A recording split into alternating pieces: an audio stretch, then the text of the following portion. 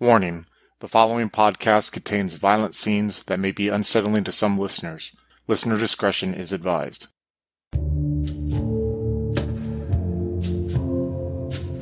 The post-Civil War landscape of the American West offers escape and opportunities to many new immigrants who come to the country's shore.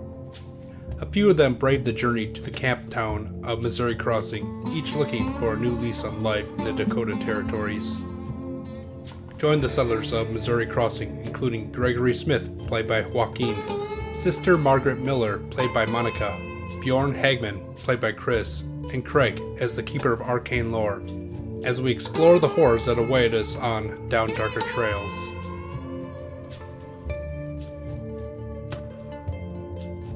So it's been a week or two, Sister Margaret, since you and the rest of the settlers that came in with the caravan had gotten set up in the western side of the city along the banks of the Missouri River in the recently cleared area by the woodcutters camp. So basically, Father Noss was able to produce this giant tent that served as the church until a more permanent structure can be built.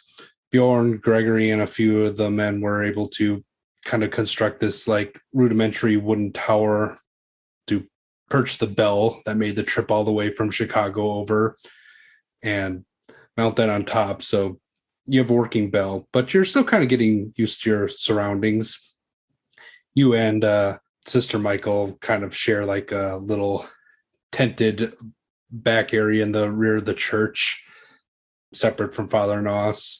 It's cozier than the accommodations that you had on the trail, but not quite as good as you had in Livery. But, you know, it's a work in progress. And since you now own the land, at least on paper, maybe, it's time to start living on it, basically, and stop having to pay the rent every day on the rooms.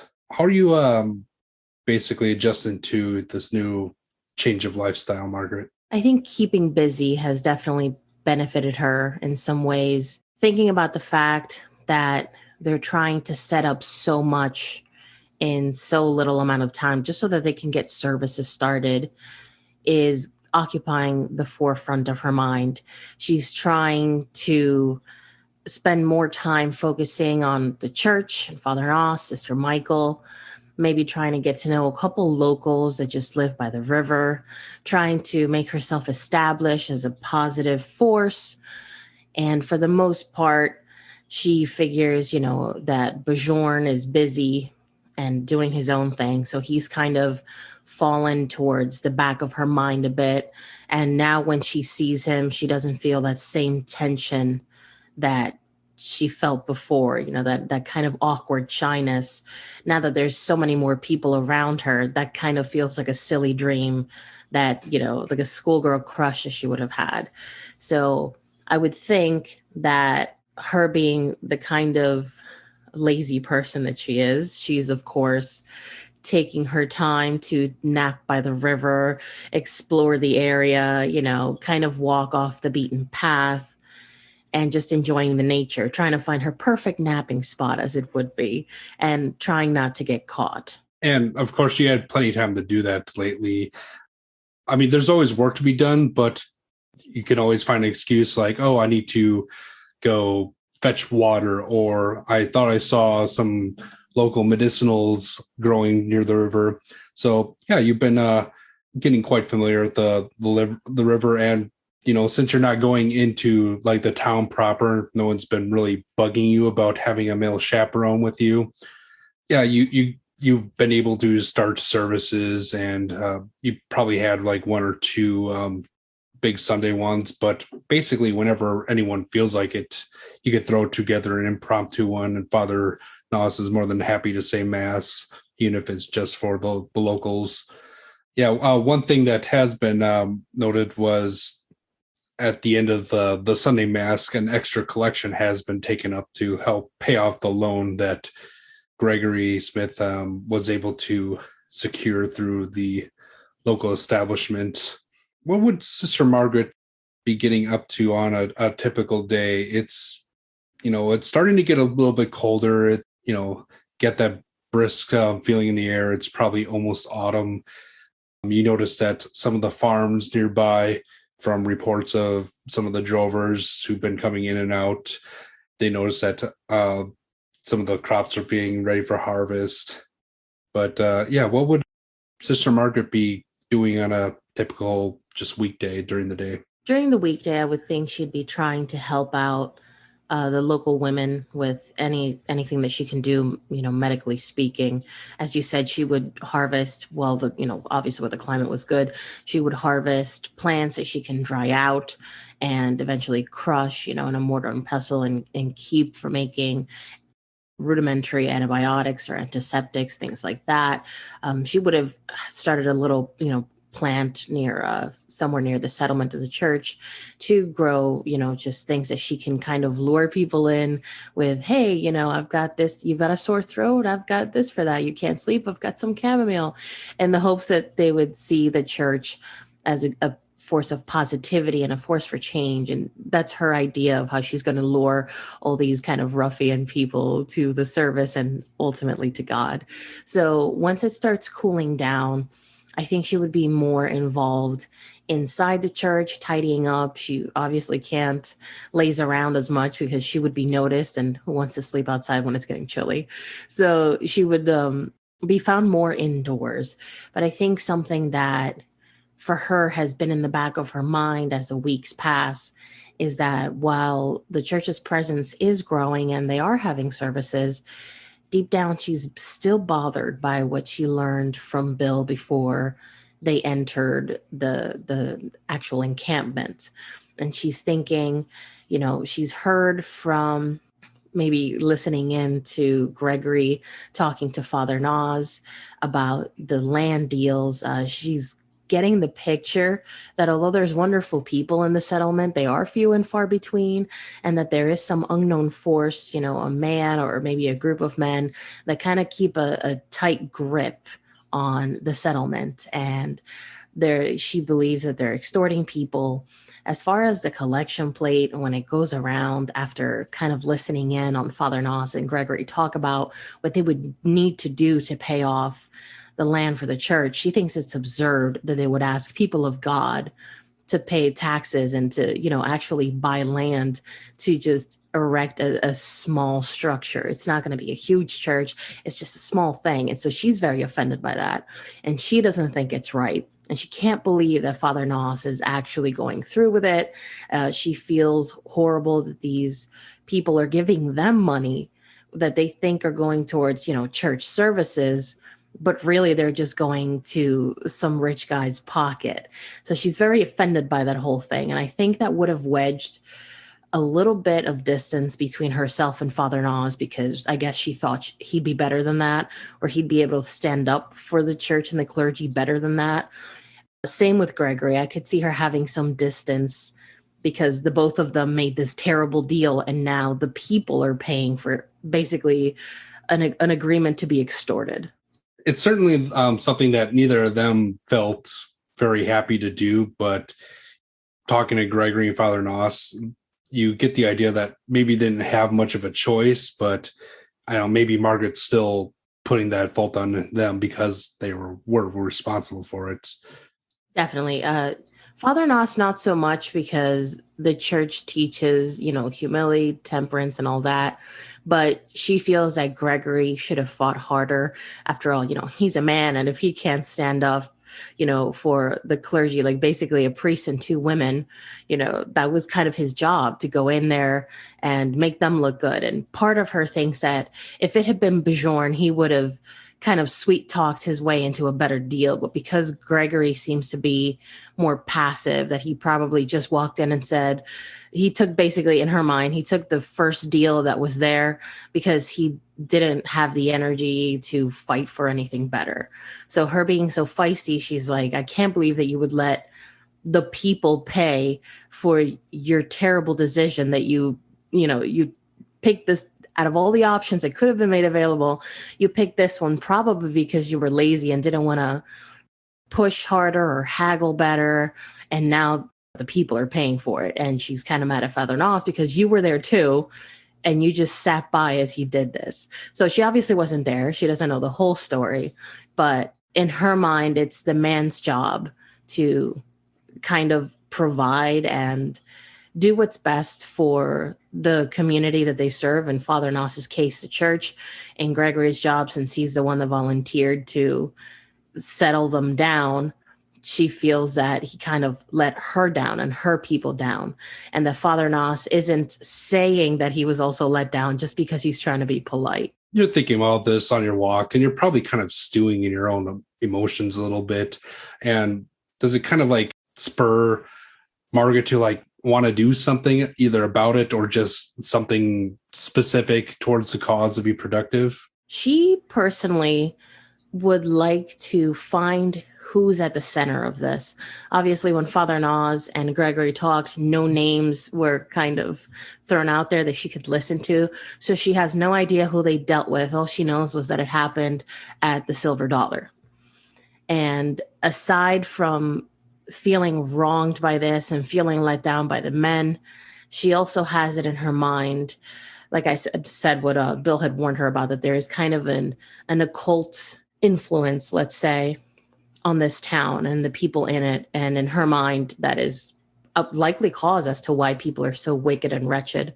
So feeling this lack of action from the men that are supposed to be protecting her, and being that she's somebody that saw a war and saw what, lack of action and lack of preparation could lead to, in her mind, as always, she thinks, well, I can do better. If they won't stand up for the wrongs and make them right, I'll have to do it. If they are not interested in finding out who's extorting everyone and putting a stop to it, I'll investigate, and then I'll give Bjorn my findings, and surely he will, because Bjorn is a man of action. How is Margaret going to do this? Does she have like a goal, an area of mind that she wants to investigate? Is this what she wants to look into? She kind of threw a plan together. It's not very well thought out, but her plan is to go into the Silver Dollar because she knows that's where the transaction took place. So likely that person would still be doing business there. And the way she sees it, evil leaves a trail. So if the evil guy who's extorting people is there, maybe she can find that mysterious book that Bill warned her about, that Bill's wife warned her about technically. Now, obviously, she can't just walk in a nun into a saloon. So she's waiting until she's done enough chores that she doesn't think she'll be missed. And she's waiting till things are winding down in the day at the time where men would normally go into a saloon and have a couple drinks.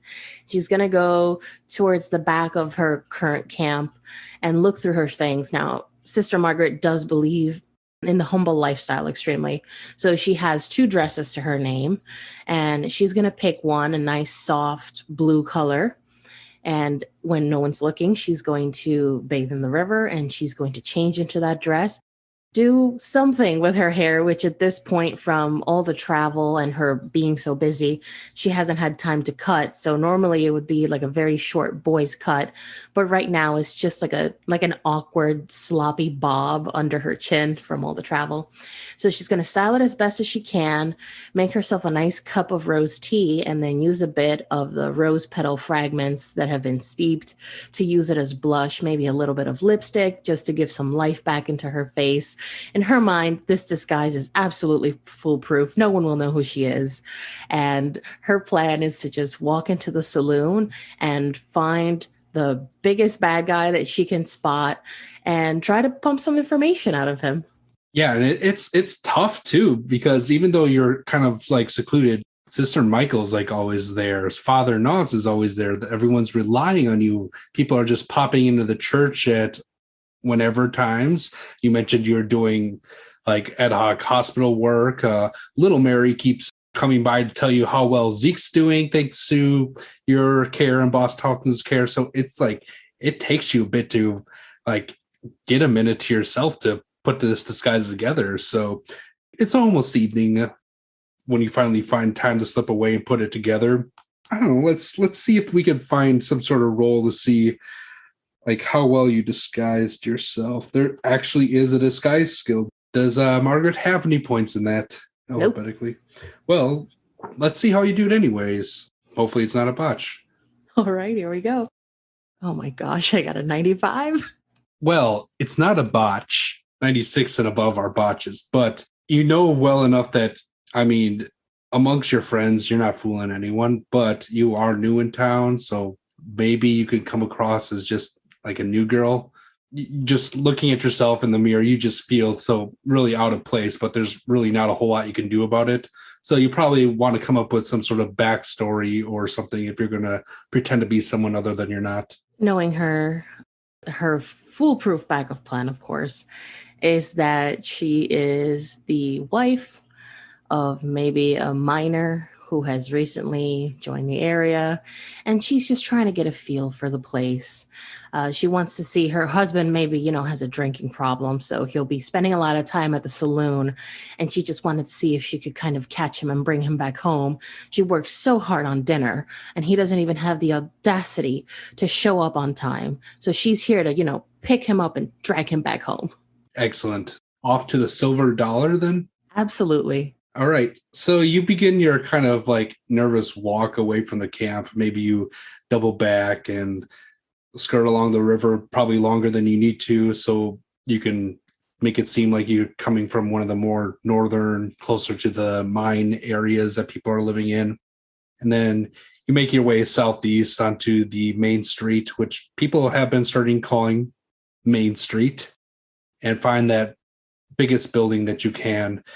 You walk through the saloon style doors, literally, and you're greeted by the barking of dachshunds who seem to be just checking out pretty much everyone that comes by, seeing if they have food, and then kind of wander off.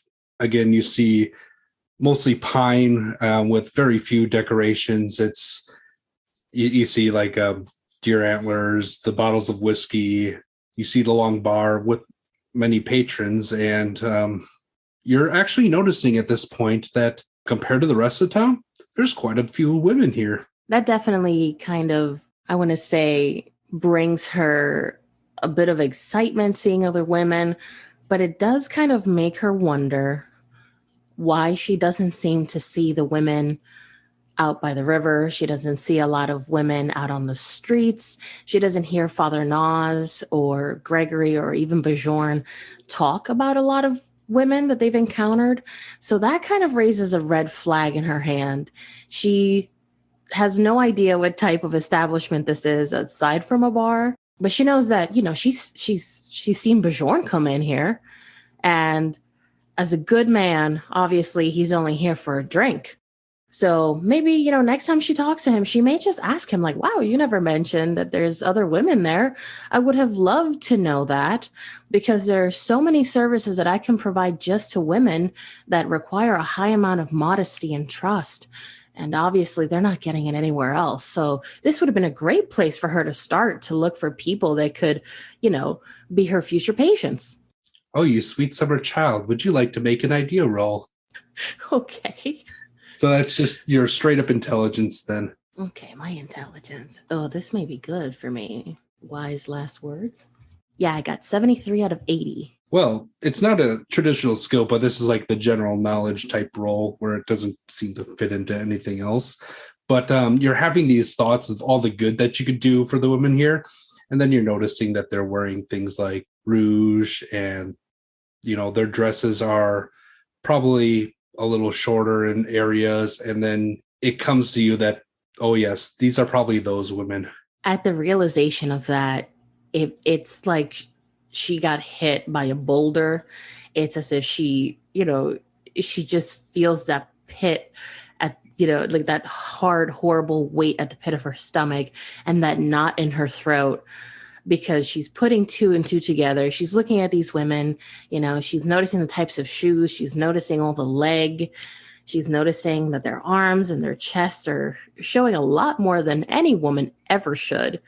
And that even their choice of makeup and hairstyles is very provocative.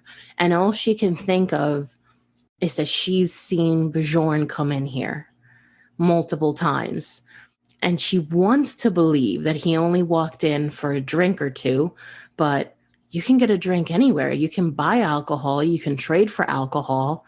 Why is he coming in here? Yes, there's probably at least 6 drinking establishments that your party was able to identify. Actually, this is a good time to make a psychology roll, actually. Oh, yeah. I got a 1 out of 30. So first off, check your psychology skill. Secondly, you're able to realize in time before you stand there gawking that you probably do seem out of place there, and it's probably not like good to just stand there in the middle looking agap at whatever you see. So you could probably move to a purpose in order to get some eyes off you. But you see a few smiles from some of the, let's call them gentlemen sitting at the bar, and like looks of intrigue from some of the, let's call them ladies that have been cast about in different areas of the establishment. At all these sudden realizations, she's obviously feeling a lot of internal turmoil with what she's learned and what she's seeing. And there's a little part of her that has this fear kind of creeping up in the back of her neck that she just walked into the den of wolves and is basically waving her arms around saying, I'm delicious. But so you did just crit your psychology, so you could probably keep it under wraps and act real cool if you wanted to. Yeah, she's smoothing down her dress and she is trying to tell herself, listen, you can do this. You're a woman of God. God has given you this inspiration because it's obviously your purpose. If no one's going to right these wrongs, it's going to have to be you. So you're going to need to toughen up, stiffen that upper lip and get her done. And with that, she's going to look at all these men that are looking at her. She's going to do her best to, seem cool and aloof, but not, too approachable. And she's going to look around to see if she can spot anyone that just isn't the average man having a drink, but someone who perhaps looks like they either run the place or they think they run the place. And that's the person that she's going to most likely want to talk about. I'm not going to make you roll again because you just crit your psychology. You're basically standing there, cool as a cucumber, just moving around. And apparently eyes are coming off you. And then they're like, okay, she knows what she's looking for. People stop staring at you and kind of go back to what they've been doing. I mean, you got some people who are still trying to figure out who you are, but most of them kind of take an interest in their drinks or other forms of entertainment. You do notice that the bartender front seems to be paying particular attention to one of these patrons and seems to almost be taking directions from him about things that are going on. And you notice that he's nursing a glass of whiskey, and you definitely catch his eye, and he pretends not to notice it and goes back to his drink. He kind of has like, well, you're from England, so you'd probably know this guy is probably Scottish just by the look at him. Dark hair, a little wispy and wiry, maybe in his early 40s at this point, but he definitely has this sense of like authority to him.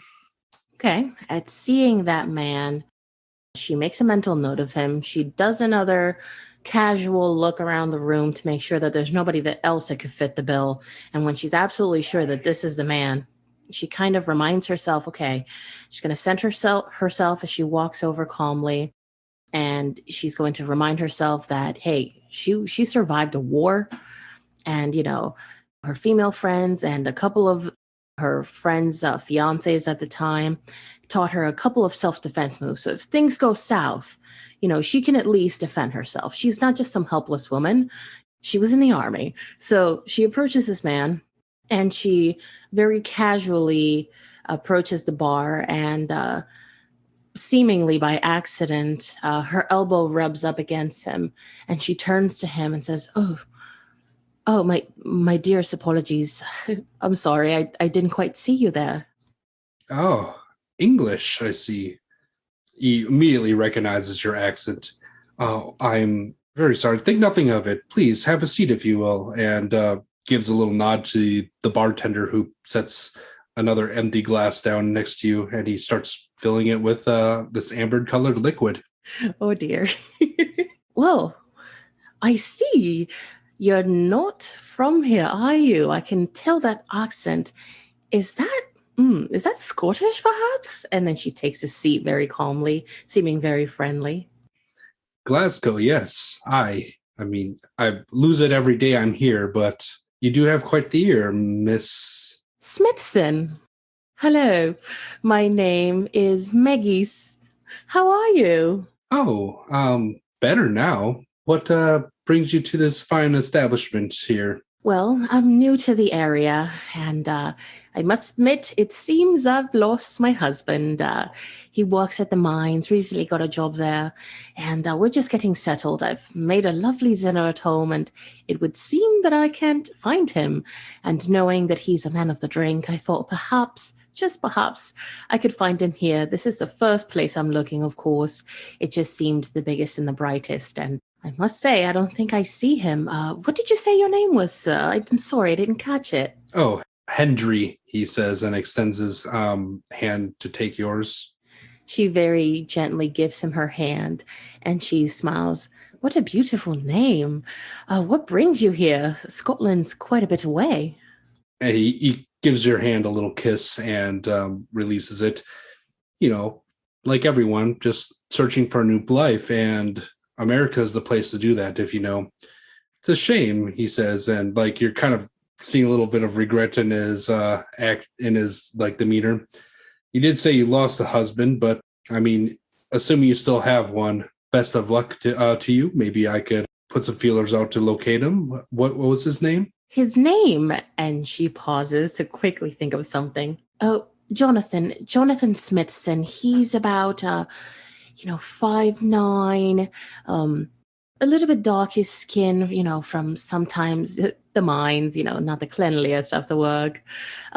Rough, kind of curly brown hair and very dark eyes, slurs a little bit, not the brightest. Have you seen him around, perhaps? Can you make me a fast talk roll, please? Because you're getting pretty detailed with this story now. I don't think I have fast talk. Everyone has it at least 5%. Okay, so I'm rolling against a 5. This is going to end well. 81 out of 5. Yeah, he seems a little bored by your description. He kind of looks down at his drink and kind of swills it and takes a sip. I suppose even the Cornish need help now and then. If you really wanted to lose your husband and were looking for work, I could take on another girl, if you will, but then he shrugs. She looks a little surprised at that, and she says, "Oh, are you the owner of this establishment?" He kind of straightens himself up. Oh, yeah, you might say that. Have interests in many places around here. Oh my. And she looks, she does her best to look very interested. She reaches over to the glass with the amber-colored liquid that she has really no idea what's in it.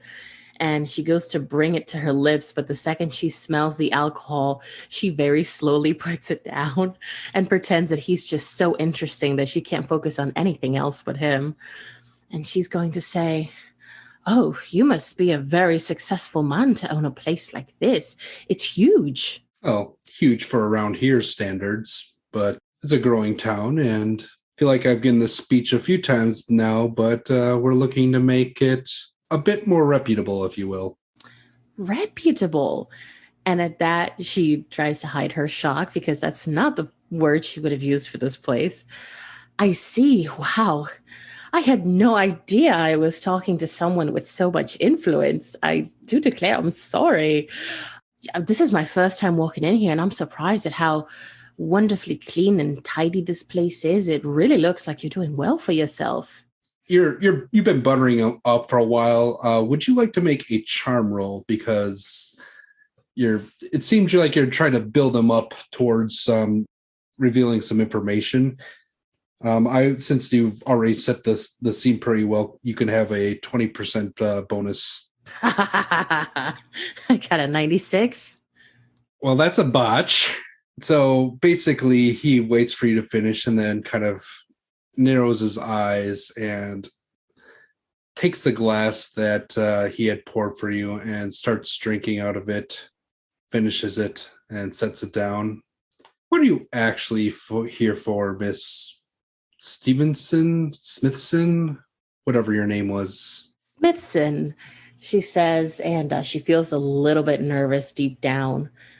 She really thought she was selling this great, and now she's kind of caught up in this big lie. She doesn't know what to say. So she kind of puts a hand to her chest and looks a little surprised and be like, I'm sorry, I'm not quite sure what you mean. I already told you I'm looking for my husband, and you're the first kind man I've seen since I've arrived. I haven't really gotten to make many acquaintances, that's all. You hear that, Brian? He says to the bartender, I'm the kind man here. Brian, the bartender, kind of just smiles and goes on, cleaning glasses and tending bar. You're here for either information or a job. Are you trying to buy something? What do you actually want? Let us not waste each other's time, Mrs. Smithson. If you need to insist on it, I get it that some of you girls, especially the new ones, are a bit nervous about this sort of thing. But you talk to Carol, and if you really want a job, she can get you set up. Otherwise, what is it? At that, she definitely feels very uneasy, and she does feel like maybe if she keeps this up, it may lead to violence or, assault of some kind. So she kind of very calmly nods and says, all right, as you'll have it. Would you kindly point to which one of these lovely ladies is Carol? He indicates a heavier set woman who's kind of standing in the back with her arms crossed. She's not wearing a whole lot of much. In fact, like, her very ample breasts are kind of spilling over the poor excuse for a shirt that she has on. She's short, she's overweight, and if we were to rate her appearance on, say, an arbitrary scale of, say, 10 to 90, we'll say that it would be, a little bit better than Bjorn. Okay, so when he points to Carol, she just doesn't say another word. She slips away from the bar, and she makes her way towards Carol, which she has a very hard time understanding why any man would be attracted to sweet Carol. She approaches her, and, she stands tall, she stands proud and says, good evening.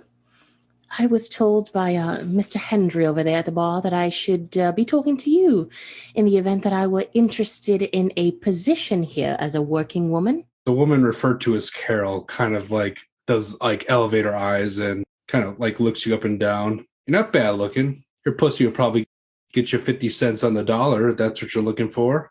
There's some pretty good whores here. Few independents down by the bath tents, but if you're looking for stable work, this is where you want to be.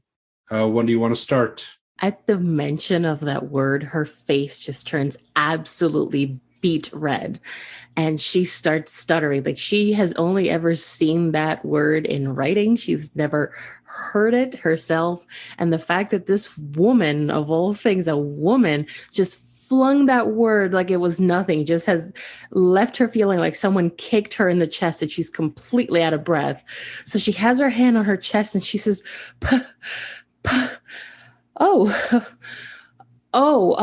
I think there may be a misunderstanding. I'm not, no. I'm not interested in that sort of work. I'm a married woman, of course. I could never, my husband would never allow it. Not that there's anything wrong with what you do. It's admirable. And she kind of chokes on the word. She says, but I do have a medical background, and I figured that the girls here probably need a physician of sorts. That is what I'm inquiring about. If you have any patients that I could introduce myself to. I imagine that there's disease, infants. There must be pregnancy, of course, right? Ladies in our trade have a way of dealing with that, but and she kind of trails off a little bit. Would be a great time for a persuade roll. Oh, I just missed it. 32 out of 30. Would you like to spend luck? I'm trying to find my luck. I've got 55 luck. I'm gonna spend 3 points of luck on this to bring it under 30. Okay, mark it off. At the mention of you being a woman with medical training, she kind of, relaxes quite a bit, and then she kind of appears to be a little bit less confrontational. Her body language just changes dramatically. and starts looking at you and it's like, what sort of skills and interventions could you offer, Mrs. And she leans in very close to kind of whisper, Miss Miller. Well, I was quite proudly a nurse during the Civil War, so there are many, many types of services I can offer. Well, I know a bit about everything, really, from how to heal a good bruise. And she starts kind of feeling sick at the thought of these women having bruises and stuff. Bruises, cuts, I can ward infection. I've got quite the natural luck for finding herbs in the area, and I have quite the stock from the summer. The river is very, very fruitful with that. Well, and as far as pregnancy goes, I do know a bit about childcare. I do know a bit about missed pregnancies, and she words it like that, kind of swallowing the lump in her throat as she says it. So if you need someone to take care of you if something goes wrong, and she reaches out and puts her hand on Carol's wrist, you have my utmost respect. You have my utmost need for privacy. Nothing that you or your girls say to me will ever reach the ears of anyone in this town. I do promise that. And you reach down and grab her hand, and it's soft on the backside of the wrist, but then you're kind of like, you get a feeling of it, and you get to her palm, and it has like the wear and tear of the world on it, and you could tell this woman's been around, and not just like in a euphemism sense, like she looks like she's had a hard life. And you're looking at her, and like her eyes are kind of just like softening a little bit, and almost like you can tell like you're offering like a little bit of hope to her. And she kind of nods and says, perhaps maybe we should talk in the back, away from the gentleman, if you will. She nods very eagerly at that, because even though she's not looking around, she's focusing on Carol. She can just feel like Henry is looking at her, and he makes her very uneasy. So she nods eagerly and says, I think that would be best. Yes. Lead the way, of course, and I'll follow. So there's a hanging piece of fabric separating the back rooms from the main part of the bar. You hear some grunts and moans of ecstasy, pleasure, and a few more rough noises. But she leads you back to it's a pretty spacious room. Looks like you can probably sit 3 or 4 people comfortably in there. There's a bed and a trunk, which she offers you to sit on. Margaret will kind of push her hands over her own backside to smooth out her skirt, and she'll sit and she'll cross her ankles. The whole ambiance of the back area is almost making her think back to holding a penny between her knees. So she's squeezing her knees together, but trying to keep cool and collected. And she looks up at Carol and says, tell me, what can I do for you here? You said that you can offer a lot of assistance. Have you dealt with herpes, the clap, lesions, punctures? She smiles and gives a nod. She goes, I've seen my share of transmitted infections, let we say, the love infections from the army. Unfortunately, with herpes, there's not currently a known cure, but there are things we can do to stop it from spreading to others. I imagine patrons wouldn't look kindly to bringing that sort of thing home with them. Yes, and it'd be doing great service to our girls. Do you have any remedies for, I don't know, marks left behind during? And it's kind of like odd, because like this is a woman who was just throwing her own vulgarities like it was no one's business, just on the other side of that door flap. But in here, she has some vulnerability about her, and it's probably a little bit off-putting that she could just swap back and forth between masks like that. I do know plenty about certain types of injuries, lacerations, bites, bruising, welts that have had their contents, let's just say, purulent welts. I can help you soothe them so they're not as apparent. Is there something specific that you encounter here often? I'm not really sure what your girls encounter the most. as I described, and her voice is getting a little bit softer, what sort of compensation would you require? She nods and she says, well, if we're being absolutely honest, I gather my own herbs, I make my own concoctions, I make my own creams, and I'm not someone that's really concerned with the material. I really am just here for the girls. Do you know where they're building a church towards the river, just out southwest? That's where I have my own tent, and I'd be happy to look at anyone who comes by. I'm not going to charge these girls anything. Obviously, that's their living wage. If they needed a bandage of something and they could come up with, their own money for that supply, I would never charge them for my time and my services. And you can see her eyes are kind of like getting a bit watery. Like she was not expecting a kindness of this. Like, again, like she saw you as a potential recruit only minutes ago and expected you to be a bit nervous. And now it's kind of like a role reversal where she is the nervous, timid one, and you're the one with a sense of authority and power in this. And she kind of nods at what you're saying and says, "Okay, I will definitely be sending my girls your way. And I know you mentioned that it's near a church. I just hope that they be welcome there." Absolutely. You don't have to worry about anyone looking at you or treating you or your girls any which way. The people that are there at the church, they're good people. They've seen a lot, and myself, I've seen a lot through war, through famine. Don't worry. You will absolutely be safe. If there's anything I can do to prevent further injury, and she feels her voice cracking a little because she realizes that the work that these women do isn't exactly consensual. It's not voluntary like she thought in her rose-colored mind that this kind of exchange happened. She realizes that there's rape and there's abuse here. So her heart is just, the second she leaves this place, she's going to weep.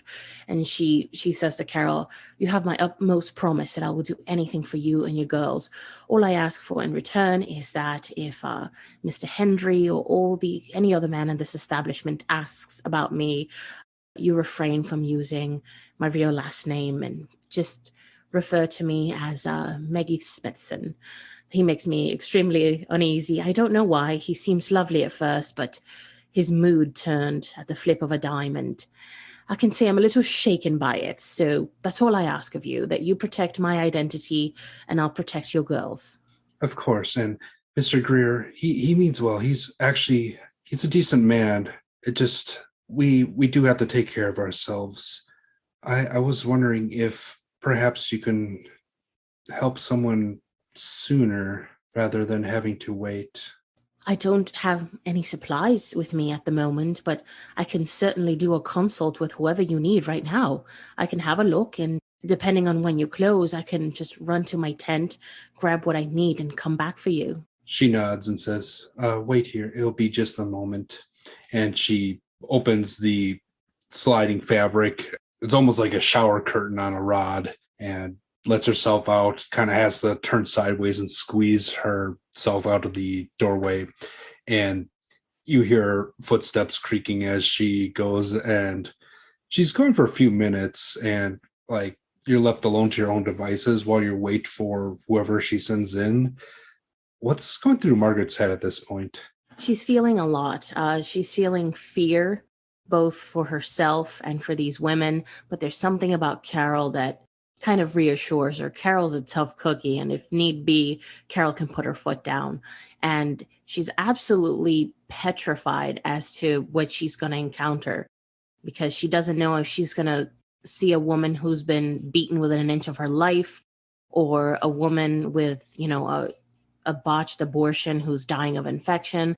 So right now her mind is going through the worst case scenarios of what she could see. She's running inventory of what she has back at her tent, and how long it would take her to get things and come back, etc. And while she's waiting, she's also kind of looking around the room to see if she can spot anything that would give her the hint that something more is happening here. Like, she's always keeping an eye out for that book or anything on the surface level that could hint that something weird is happening, because this is definitely a den of sin in her head. Yes, of course. And you're looking around. You're not seeing like a whole lot of like amenities. There's like a chamber pot and pitcher underneath a chair in the corner. The chair's kind of run down, and the trunk you're sitting on is probably like better for sitting than anything. The bed's like looks like it's been used quite a bit. You can smell human scent on it pretty easily. You're looking around. There's like not a whole lot of personality to the room, and it kind of like reflects sort of like the rest of the bar, almost like everything that is there is something that could be like just brought over in a wagon or developed naturally, and there's not a whole lot of effort put into decorating. You're looking around, and you know you're probably not like getting up and snooping through things or anything unless you are. She wouldn't get up and snoop because if Carol walked in on her, that would immediately signal Mhm. distrust in her and everything she's worked towards would go down the drain. But she would stand up to kind of pace nervously. And as she's pacing, she wouldn't touch anything, but she would look around as just someone interested in looking at, what's on the walls, what's on tables, etc. Yeah, and you see like a small like black and white photograph of this like proper woman on one side of a picture frame, and like this like kind of pudgy and working class gentleman on the other side. And you're kind of looking at this picture, and you see two small feet, definitely not Carol's, at the entryway. So with that, Margaret sees that out of the corner of, the picture. She turns around to see who's there, to see who Carol has brought to her. This young woman kind of slides the fabric back and lets herself into the room and says, "Good evening, miss. I'm Lavender." And she's like a very small, slight thing. She has like chestnut hair. You could tell at one point that she was probably good looking, but you know how hard of a journey it was to get over here, and the amount of work that she's been probably having to do has probably aged her quite a bit. Hello, Miss Lavender. It's lovely to meet you. You may call me Margaret. How can I help you today?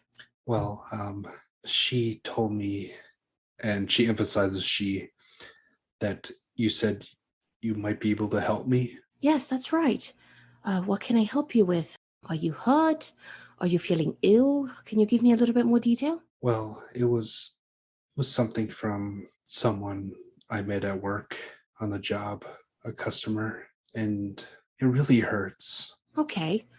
Don't be shy. I've really seen it all, and I'll obviously keep your modesty and, as best as I can. But I'm going to need you to show me what it is that you want me to help you with. She nods, and again, it's probably weird that she's this embarrassed given her profession, but she kind of undoes the back of her dress and kind of like lowers the top portion, and you can see that there's sort of a wound on her right breast. Does the wound look like a scratch, a bite, a cut? This would be a good medicine roll. You got it. 24 out of 40. Well, first off, check your medicine. You're being ginger, but it looks to be a fairly fresh wound, and you see that there are two puncture marks on it, and that the wound has it started to like scab over a little bit, but it looks like it might have been pretty painful. So Margaret leans in very close and she's looking at the puncture marks and she's trying to determine the nature of it because she's trying to see if maybe it was an animal bite or an insect bite because it doesn't look like anything that a human could have done. If it had been something like a human bite, the mark of the incisors between the canines would have at least left a pretty sizable bruise, if not more lacerations there. So she's looking very perplexed at this. And she leans in and says, I'm going to touch only because I need to, and I promise it won't hurt. So she's very gingerly running the tips of her fingers outside the perimeter of the injury just to see if it's warm or swollen and infected. But it's really killing her that she can't find the origin of this. She looks up at Lavender and says, "Was this done with an instrument, a knife, some sort of makeshift fork?" I don't know. I don't really remember. I thought it was a dream, maybe. I was with a man, so maybe it was a customer, but I don't know. I don't know. I remember feeling so good. It was so good. And I usually don't say this about clients, and it's work and everything, but something's wrong. And there's marks on me now. I'm afraid someone will see and I won't be able to continue my work. At that, Margaret looks a little disturbed, like her eyebrows kind of knit together. She doesn't quite understand how it's possible that she could have received these injuries, because from what she can tell from the, surrounding bruising of the skin, etc., this is something that's not just surface level. This would have gotten a little bit deeper. And something like that, even a light human bite, she doesn't obviously know what it's like to have, sexual intimacy or sexual ecstasy, but she would think that something that sharp and painful wouldn't be something that you would easily forget. So she kind of starts wondering if maybe the pain was so bad that she just passed out and didn't recall. But either way, she's focusing on it, and she says, I've got an excellent salve that I can make. It's going to bring down the swelling. And I have a couple of ways that I think, I'm not making any promises, that I can tint it in some way to kind of cancel out the redness and the bruising from it, so that hopefully you won't inspire any sort of gag reflex in anybody. I think we can hide it. And from the looks of it, it doesn't look infected. You sure you can't remember how this happened? No, I don't. I assume it was with a customer, but it might have been a dream. But if you have something for it, I don't want it to fester. I've seen some, well, not so great things. Absolutely. I will take care of this for you. Lavender, are you working the rest of the night? If I don't see you, would it be okay if I left the salve with Carol? I can just run to my tent, mix it up. I do have to crush some herbs and use a little bit of my own powder so I can give it a little bit of color for you. But I can be back really quickly. But I understand that you can't just wait around for me. Would it be okay if I don't happen to catch you if I give it to Carol? Sure, yes, anything. You could leave it. I could pick it up. Whatever's best to you. I owe you. You don't owe me anything, darling. Listen, given your schedule, and I imagine that there's a demand here, my tent is immediately next to the church that is being built by the river just southwest of here. Come find me. I will stay up late. Don't worry. Don't go into church. Don't alert anybody there. I have my own area, and I'll take care of you, okay? Just be safe. I'd rather not come back here if there's some kind of unsavory gentleman out there. But if you can come to me, I can get you taken care of and spread the word to the other girls. If there's anything they need, let them know where I am, and I'll take care of them no matter what, okay? Doesn't matter what time of day or night you come. I promise you I'll take care of you. Yes, of course. Thank you. I can be there at first light at dawn if need be. She's doing a quick rundown in her head of what she has to have done at dawn. And she's trying to figure out, okay, when is mass? When is service? If she wakes up really early and prepares stuff, maybe she'll manage to impress Sister Michael and Father Nas with how dutiful she's being, so she can kind of sneak out by the time Lavender comes over. So she nods and says, okay, by the light of dawn, that'll be great. I will be there. If you walk in and you don't see me, just wait a couple minutes, make yourself comfortable inside. I'll be right there in the event that, I'm just gathering water from the river. But I'll meet you there. I won't say anything to anyone. Your confidentiality is my utmost priority.